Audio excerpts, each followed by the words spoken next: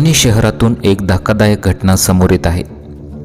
ज्या सुनेला सासरच्या जाचाने कंटाळून जीव गमवावा लागला असा समज करून तिच्या सासरच्या मंडळीवर हुंडाबळीचा गंभीर गुन्हा दाखल झाला होता.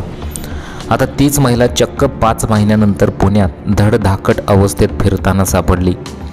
एखाद्या क्राईम थ्रिलर सिनेमात शोभावं असं हे प्रकरण असून या एका चुकीच्या आरोपाने एका कुटुंबाची सामाजिक प्रतिष्ठा तर धुळेला मिळालीच, पण पोलीस तपासावरही मोठे प्रश्नचिन्ह निर्माण झालेले आहे.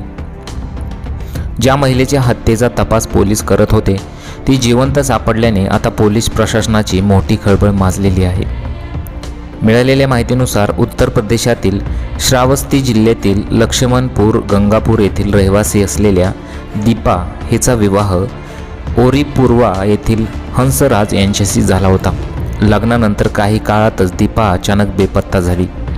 ऑगस्ट 2025 पासून तिचा कोणताही पत्ता लागत नव्हता.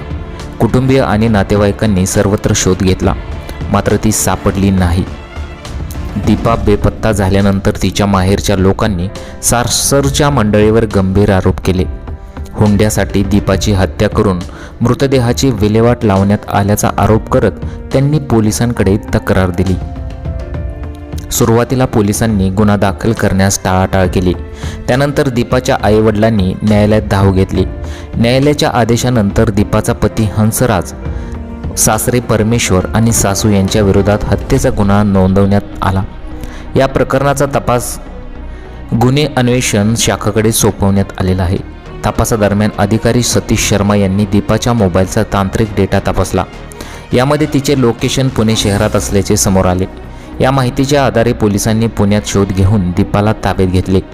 पोलीस चौकशीत दीपाने धक्कादायक खुलासा केला. कोणाच्याही दबावाखाली न येता आपण स्वतःच्या मर्जीने घर सोडून पुण्यात आलो असल्याचे तिने सांगितले.